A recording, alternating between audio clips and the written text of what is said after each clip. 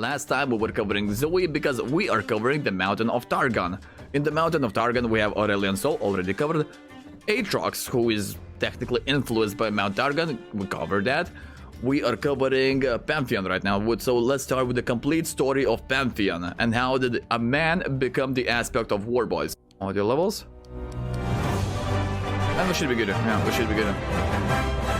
Hello everyone and welcome to the long-awaited video where we cover the full story of the new Pantheon. On this channel we have a little bit of a soft spot for Targonians, because every single time we get a Targon-related champion, one of two things happens. Either they reveal another massive part of Runeterra's history, or the stories are just really good. And especially if you like the Darkin, Targonian stories reference them way more than you might think. And yeah, because they were the weapons that used Darkin to fight against Darkin, you know? Today's story will be no different. If you have read the old version of Pantheon's story, you are on a good track, because instead of writing an entire new story, Riot just summarized what already happened and they pushed the timeline forward. In fact, all of this highlighted text is the old lore. Which is Aatrox was born in the hostile slopes of Targon and named after the star of the constellation of war known as Pantheon. From the early age, he knew that he was destined for a battle, like many of his tribes, trained the Rakar military order to Rakar. Yeah, because there are different tribes in there. We've got Lunari, who are worshipping the moon, so that's Diana. We've got Solari, who are worshipping the sun, that's Leona. And we have Rakor, and we also have a bit more. Never the strongest, standing up and bloody bruised, gotcha. Rest yeah, is a new part that was added to it. So, without further ado, let's jump into the full story of Pantheon. Let's see. The story begins with a Targonian called Atreus, named after a star in the constellation of war, known as the Pantheon. Just like many other in his tribe, Atreus trained to join the Rahorak, which was an order of elite warriors in the Rakor tribe. Atreus wasn't the strongest or even the most skilled warrior, but so we're basically reading what was in the previous text. Okay, got you. He had endurance and determination, and somehow he kept standing up, bloodied and bruised after every battle. So basically Captain America. You can keep it all day, brother. Got you. In time, he found a fierce rival, a fellow recruit called Pylus. But no matter how many times Atreus fell on the stones, he always stood back up. This unrelenting will impressed Pylus, and through the blood they spilled in the training circle, a true brotherhood was born between them. Sometime later, Atreus and Pylus managed to survive a barbarian invasion. Like straight up Captain America and the Winter Soldier. I see. Good job, Riot, original. And the rest of their patrol died. They sought revenge, and so they turned towards the aspect of the sun to help them. But for some reason, the aspect refused to destroy these trespassers. And Atreus and Pylus swore to capture the power of the aspects themselves by climbing the peak of Mount Targon. Like so many before them, So Leona said no thanks, deal with it myself, deal with it yourself, and they got salty. Gotcha. Challenging this task would be. When they finally reached the peak, Pylus froze to death, and only Atreus remained to see the skies open before him, making him host to a divine aspect with the power to take his revenge.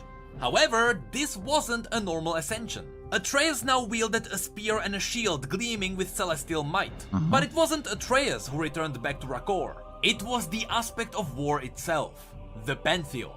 So he took the body of Atreus. Atreus does not exist anymore. Classic. Judging Atreus unworthy, since he was a warrior who kept getting defeated in every battle, the aspect of war didn't lend Atreus its power. Instead, it took Atreus' body into its own control. You are telling me Aatrox, who does exactly same thing, is the bad guy. And you're telling me that Aatrox is the bad guy. Because that's what Darkins do. The longer they stay in the battle, they absorb the corpses of the fallen soldiers. In order to pursue tasks too great for mortal men. Atreus was still technically alive, but he was cast into the furthest corners of his own mind. As the aspect used like straight up, because this is literally what happens with the host, with the main bodies which Aatrox possesses. He just pushes them out of their body and they remain somewhere in the background, you know? Same thing in here. His body, Atreus only saw visions as the aspect traveled the world hunting down the Darkin. Eventually, Pantheon was locked in battle not far from Mount Targon. His opponent was the Darkin Aatrox, who wanted to claim the mountain's peak for himself. Their fight raged into the skies and swept through the armies of men beneath, until the impossible happened. Aatrox's god-killing blade was driven into Pantheon's chest. Correct. The blow was so powerful it destroyed the aspect itself, and the constellation of war disappeared from the heavens. But as the aspect faded, Atreus, the man it had considered weak, awoke once more. Impaled on Aatrox's blade, and with the power of the aspect's weapons dimming, Atreus took a breath and spit in Aatrox's face. Straight up Giga Chat, bro. Tell me what you want, but that was a Giga Chat move. Aatrox killed a god. A man remains standing. Just a man. What does he do? Spits in the face. Aatrox just sneered and left Atreus to die. But hours later, as the crows descended, Atreus did the one thing that defined him. He was bloodied and bruised, but once again, he painfully stood back up. After a lifetime of defeat, with his will to live and full of anger at being betrayed by the aspects, he wouldn't allow death to claim him like it did war itself. So with the trail of blood behind him, he stumbled back to Rakor. Back in Rakor, Atreus recovered in Pylas's home, healed by Ayula, Pylas's wife who was now a widow. It was there that Atreus realized he had spent his entire life looking up to the stars, but he never considered what's beneath. Unlike gods, mortals fight because they must. They know that death is certain for them. In fact, barbarian invaders now threaten Rakor's northern settlements, including Ayula's farm. So a couple of months later, when he finally recovered, Atreus picked up his dull spear, and he set out to end the scourge himself. But when he arrived, he found his sworn enemies already under siege. He knew from their cries and from the overwhelming stench of blood that they faced Aatrox. And everything suddenly... They faced Aatrox. That's a nice translation, by the way. But yeah, Aatrox is taking his time killing absolutely everyone. Because Aatrox lore is quite simple, bro. He is entrapped into a weapon and his body is disintegrating, which means he needs to kill people in order to absorb them, in order to stay fucking alive. So good guy Aatrox in here, you know? Made sense. The reason why the barbarians attacked Targon and why the aspect of the sun refused to destroy them was because they were driven here by Aatrox. And even though Atreus still saw them as his enemies, they were much like the Rakor, mortals who suffered in the conflicts between greater powers. Atreus now felt cold rage at both the Darkin and the Aspects. They were no different. They were the problem. They're exactly the same, by the way. Look at how Darkin are taking the control of the bodies. Look at how Aspects are taking control of the bodies, you know? Atreus put himself between the barbarians and Aatrox. Recognizing the better shield and spear of the fallen Aspect, Aatrox mocked him. Without the Pantheon's power, Atreus was no one. But even though Aatrox's blows cast him to his knees, upon hearing the cries of the people around him, Atreus's own will reignited the Aspect spear, and with a mighty leap, he struck a blow that severed the Darkin's sword arm. Both the blade and the Darkin fell to the ground. Correct. Only Atreus still stood, and watched his namesake star blaze back into life in the heavens. What? Though he often yearns to return to Ayula's farm, Atreus vowed that day to stand against Aspects, Ascended, demons, and any who wield power so great it can only destroy. So basically, f*** everyone. Gotcha. Forsaking his own name, he became a new Pantheon. The Aspect's weapons fueled by the will to fight that can only exist in the face of death. For with the divine Pantheon gone, war must be reborn in men. This was Pantheon's new bio. But before we have a look at the short story that follows, let me quickly mention a couple of things to remember. First of all, the old Pantheon stories that involved Aurelian are still canon. What? The Twin Dawns, the story where a female Pantheon controlled Aurelian's soul, is still real. Pantheon, we remember that, because back in the day when they entrapped Aurelian's soul, the aspect of war, the Pantheon, was the chick who was commanding Aurelian's soul, so that was the thing we learned in Aurelian's soul story. The aspect of war chose its vessels just like the other aspects did. So when one of Pantheon's vessels died, it simply chose a new one. That part is still true.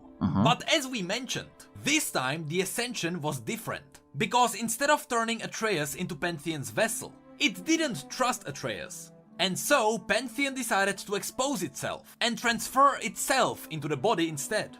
So all the past stories with different Pantheons are still real. Only now, in the modern days, the aspect of war died, and so we can't expect any new Pantheons to follow. This brings up the question, what is happening to Aurelian's soul now? So, hear me out. If there will no longer there's going to be an aspect of war, how about we kill Pantheon and then there is no more war? Eternal peace, you know? Pantheon was the aspect that held him on a leash, but unless the other aspects can also hold him at bay. For example, we know that Zoe likes to toy with him too. Yeah, true that. Yeah, that was literally the last video when she was taunting Aurelian Sol, the Starforger, the creator of the universe, as a space puppy. That leash was now broken, and so Aurelian Sol might be free now.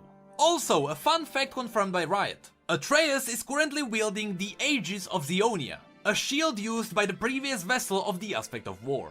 Lastly, I need to confess. I quickly read this story when I was still on our honeymoon, and I decided to tweet about it right after. However, I made an absolute fool of myself, because I thought that the story mentions that Aatrox's blade used to be part of his arm. You know, just like Demon Blade Tryndamere. But Yeah, but that's not the reality because Aatrox is the blade. This is just the possessed body. This is Aatrox.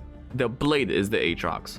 I didn't know that in order for that to be true, it would have to be spelled sword arm with a dash. If it is spelled without the dash, it means that it was his arm that was used for wielding the sword. Yep. Anyway, I wish that Aatrox used to have a sword instead of his arm. That would have made him even cooler. And it would perfectly fit the theme of the Darkin using blood magic to morph their bodies. Hashtag sword arm. Anyway, let's now have a look at the short story. Pantheon currently has 2 short stories. The first one is just an updated version of the old short story. It didn't change at all, apart from the fact that when the story talks about Pantheon, it is now correctly describing his updated appearance. In short, it's a story where Pantheon, as in the aspect of war when it was still alive, Yeah, the new appearance, because the old appearance, the old Pantheon was straight up Spartan soldier. Not the Giga Chad we have right now. He was straight up Spartan soldier with a Spartan helm on top of it. We didn't see his face because everything was there in the shadow and we saw only 2 red eyes. Yeah, that was basically the old Pantheon. takes on a group of mercenaries heading towards Targon. But we are interested in the second short story. That one was newly released on the universe last week. So, let's get on it. Okay, Edge. This story happens after the death of the Aspect of War, and Edge. after Atreus decided to be the new Pantheon that fights for mankind. The story begins with Pantheon falling from the skies, burning with celestial magic. He landed in Nerimazeth, a very special place to all lore fanatics. Yeah, that is the first city where they tried creating the Sun Disk, which will empower the warriors to become the God Warriors. So we have Renekton, Nessus, and Zeraf. These are the God Warriors. Also, I'm pretty sure Silver is the God Warrior and Azir, but Azir didn't get the full power of Shuriman Sun Disk because Zeraf betrayed him and kind of did a backstab and a bit of a killed him. So there's that. But yeah, the first city was Nerimazeth, where they tried to create building the Sun Disk and they failed horribly.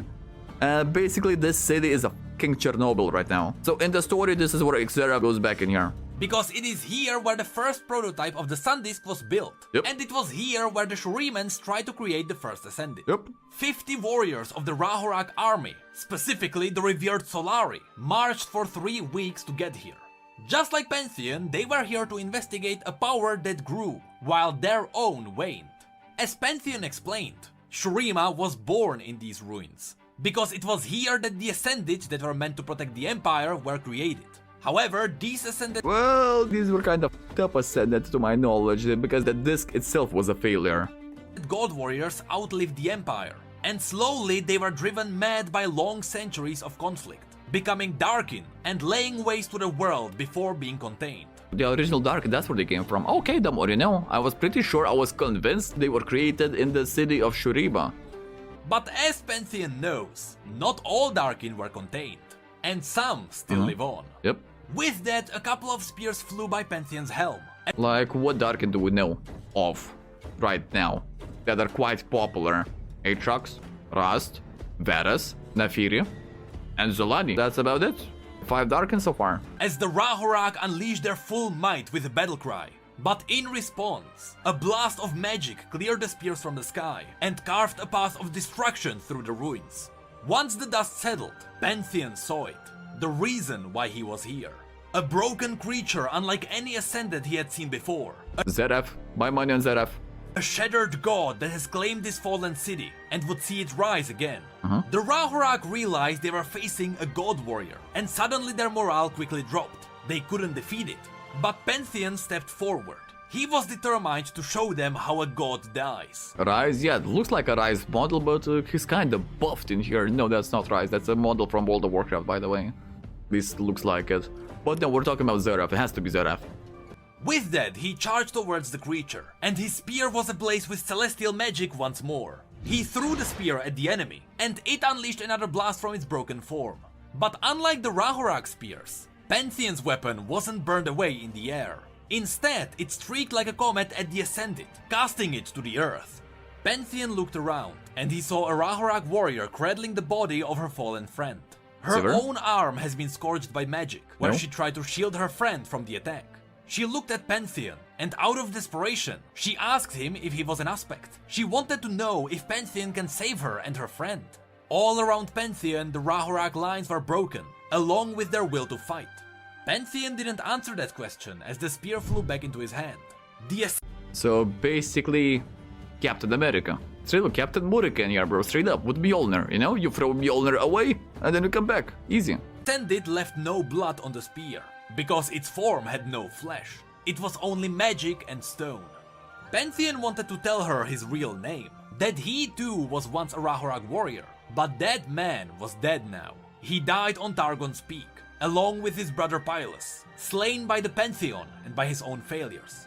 Instead, Pantheon turned towards the creature again. He shouted at the Rahurak that they must fight, that all of them must. The city around them was now on fire, as the Straight up Avengers Assemble, bro.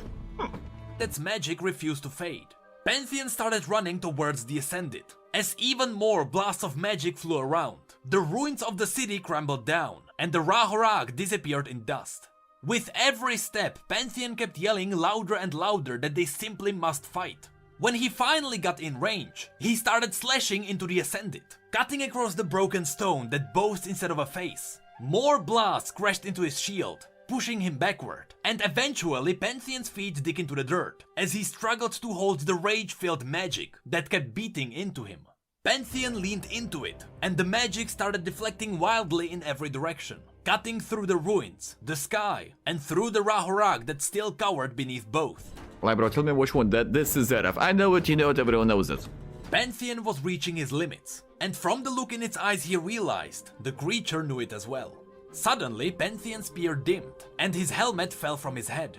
Spitting blood into the dirt, Pantheon saw that one Rahurak warrior framed by smoke in all the chaos. She looked back at him, and for the first time, she didn't see an aspect. She saw a man. A simple man just like all of them. Pantheon wondered if she knew who he really was, because her eyes were no longer full of pleading to the gods. They were full of determination. Pantheon noticed the light grow on her face, as the creature gathered power for one more blast. But without hesitation, even though her arm was burnt and her friend laid still, the warrior picked up her shield as she stumbled towards Pantheon to face death. As the light grew brighter, Pantheon asked her about her name. Assos, she replied firmly as the blast burned everything away. Suddenly, there was no more power, no more aspect, and where Assos once stood, there was only Pantheon's memory. So basically Zeraf did a snap, and Assos disappeared. The classic. Pantheon knew the length of the woman's sacrifice. She knew she wouldn't survive, but she fought anyway. The power of her will was greater than the stars, and much greater than Pantheon's will, or even the weapons that kept him alive. Pantheon wouldn't let this sacrifice fall in vain, and as he struggled to get back to his feet, he saw other Rahurak emerging from cover.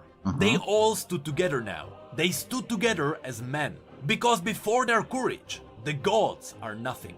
Pantheon shouted the name Assos into the ruins, and the Rahurak replied the same. Though he was broken, and though the god was dead, Pantheon was set ablaze by the power of will once more. He was called to battle, as the Rahurak threw their spears again, and the Atreus star of the Pantheon constellation blazed in the sky. Although that's it for Pantheon's story, before I leave you... But what happened, bro? What happened to Zeraf? Or maybe they're leaving the storyline for the Riot MMO. Imagine that's going to be in the Riot MMO, because this is where we left off. This is what we're going to experience in Shurima. Because the city of Nerimazeth is kinda under the influence of Zeraf, you know? So maybe in the storyline, in the quest line, we will join Pantheon and we're going to fight against Zeraf. Hey, imagine that. let me mention something you should know about. Although the story doesn't straight up say it, I am 99% sure that the creature from this story is actually Zerath. Everything lines up with this theory. Yep. The creature had no flesh. It was nothing but magic and stone. Of course, the stone would be the sarcophagus. Also, when Pantheon slashes at his face, he hit a stone where the face should have been. Also, the creature had no weapons. It only used magic. And on top of that, Pantheon mentioned that he had never seen an Ascended like this one. That would be because Zerath was made in an extremely unique way. No other Ascended come even close to him. The final hint is that the story said that the creature claimed Nerimazeth for itself, and it wanted to raise it from the ruins and rule it. This is exactly what Zerath wants to do. That's exactly what Zerath wants. Yep. He is slowly rebuilding and conquering cities around the capital, so he can slowly overtake the Empire. I know, this isn't as exciting as confirming a new Darkin, but hey, I'm sure we can figure out other Darkin theories. But I mean, at the end of the day, all of the Darkin and all of the aspects, and Zerath is an aspect by the way, well not an aspect, the Ascended Warrior, all of them are on the same line, not gonna lie, no? Hey, did you know that we have social media and Twitch where we talk about other League facts and stories? And did you know that we have need mugs and shirts too? Nice. Links to all of that will be below. And as always, thank you, come again. And we shall. And that's the story of Pantheon. Honestly, I wasn't expecting that. But I thought he just climbed the mountain. Just because he climbed the mountain, he became the aspect of war. But I'm getting a little bit of a God of War vibes in here. Gods, fuck the demons, fuck everyone, I will kill everyone, you know? Anyway, and that's the video, boys.